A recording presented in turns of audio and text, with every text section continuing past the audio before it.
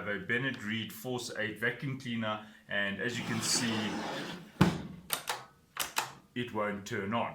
So I'm going to try and fault trace this and see what's wrong. Now the first thing I'm going to do is inspect the plug. Has this plug been yanked? And that's maybe what's the problem. So this is how you fault trace a vacuum cleaner. Okay, according to me, the plug is still fine. It's all making contact here.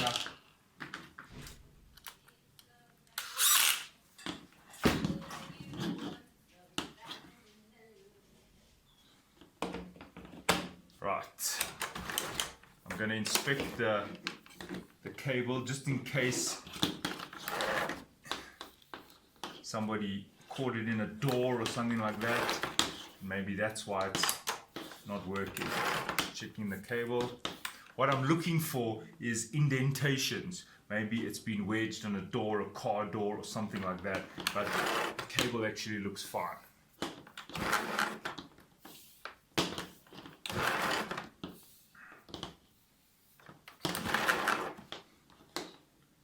Okay, this is obviously to tell you you're at the end, and there we go. Right, so still no improvement there.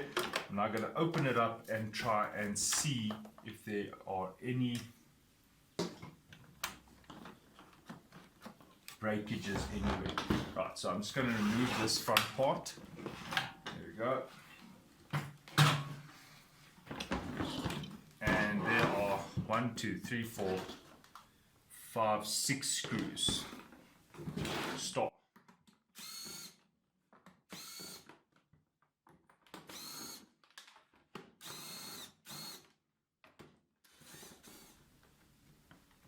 Okay, so this is what we see inside. Really just a switch.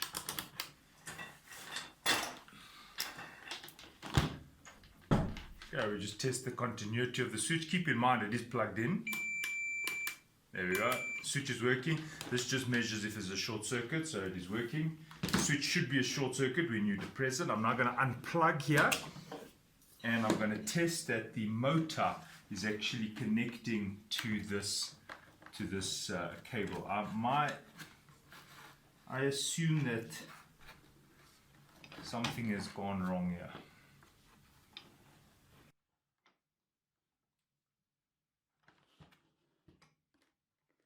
Right, I want to get into the motor area. So I'm going to open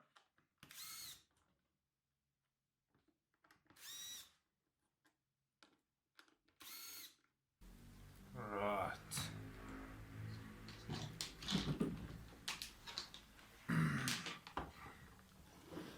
Okay, so what I want to test is that the live wire here and the neutral here are linked to the actual live and neutral on the motor. So that one is making contact there, I can see. And I just want to check if it's also making contact here. The white one. Yeah, so that confirms that the wiring is fine. So we know there's no problem in the wiring, which means now we are sitting with a motor issue. So we've got to inspect this motor, see what's going on here. Here is the motor.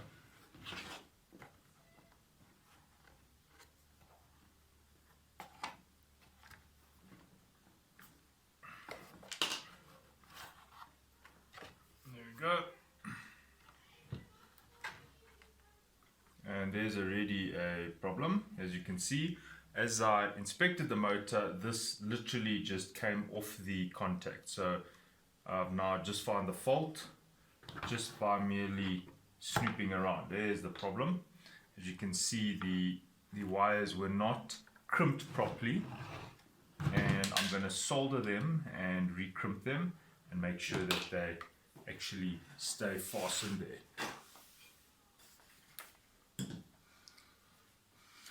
Okay, I've got a soldering iron here. You don't have to use a soldering iron. You could just crimp that. I like to solder things. Here's the little capacitor. This is for starting. So I'm just going to get this one. Okay, I'll take this off here. And while you're doing this repair, it's a good idea to check all the crimps, because I can see if this one is so poor, you might find that the other ones are also quite poor.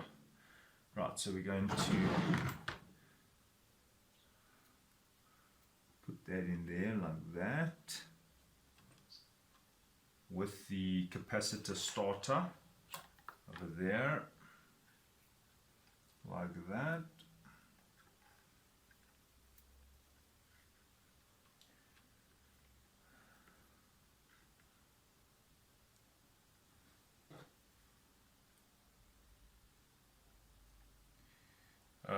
I'm just going to use tape. I'm not going to use that cover anymore. I'm just going to tape these in here. I'm just going to wind those in. Right, and I'm just going to solder it on.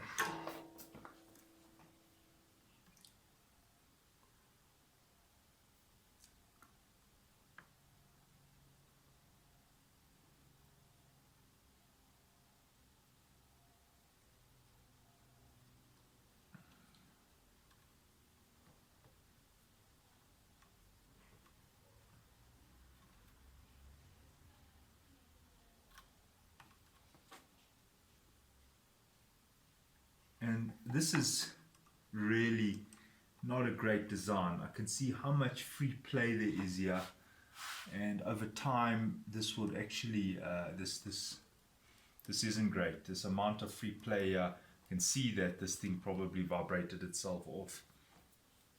This is not a good design. Okay, let's take it.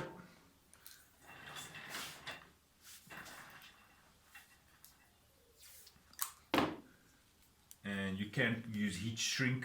I'm just using high quality insulation tape. This happens to be Nitto brand. Had good experience with this brand of insulation tape. It can take, I think, up to 60 degrees or 90 degrees, but nevertheless it's very sticky, and that's why I like it.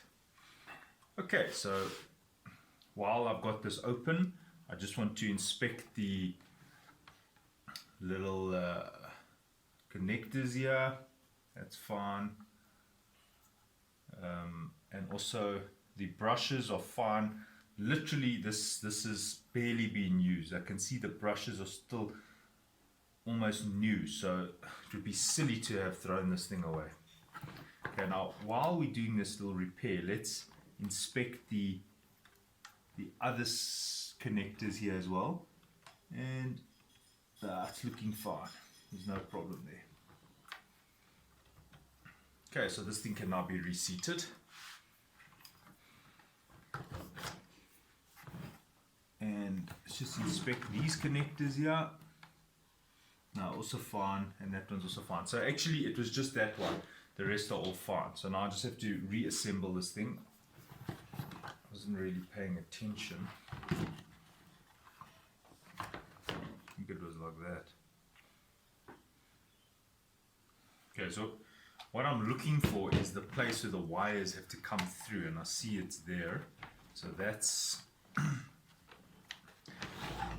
what you're going to have to do, is put that in there, and then now this has to be put back. I'm assuming the suction side would be like this. So it's going to go like this, making sure that there's a seam, and that must align here. And as you can see, this is going protruding out, and there it is recessing down. So that is why this one goes on top.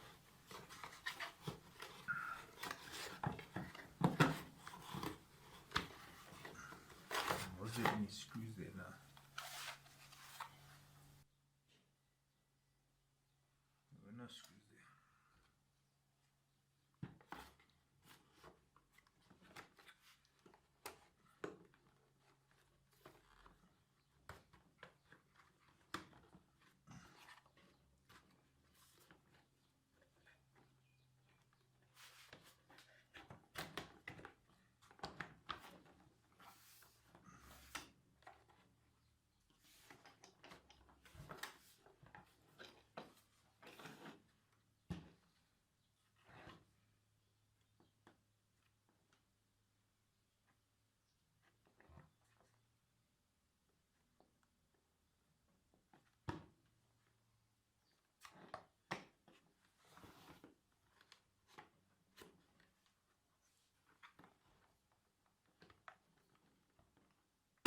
Right. Now I'm assuming this will work straight away, so I'm going to plug it in just to check. It might be on, so I'm just going to be a bit careful here and see. Right, switch it on.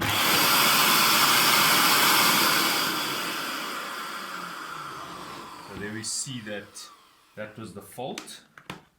And now it's time to just reassemble this. Just want to check this works. Yes, it does. Okay, so now the box cover goes on.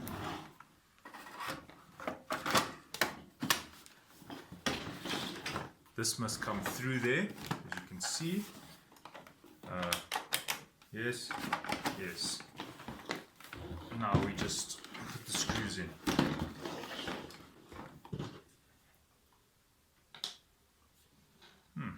Two, four, six. Right.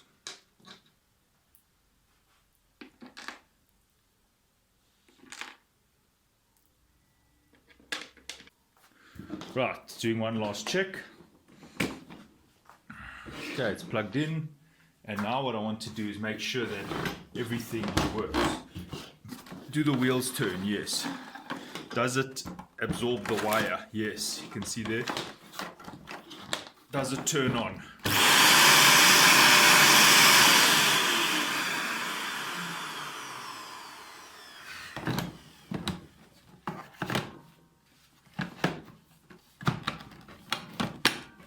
Right, this thing, the filter goes back.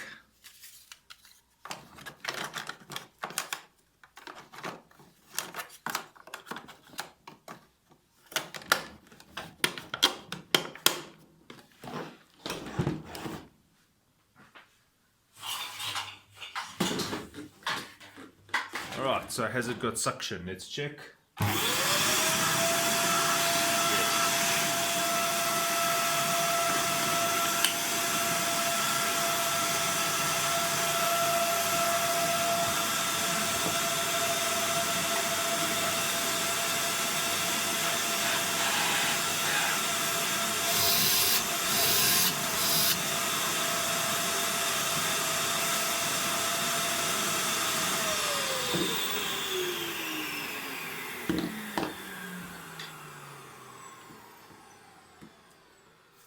That's how you solve for the Bennett Read Force 8 little vacuum cleaner that had a loose wire. Thanks for watching. Cheers.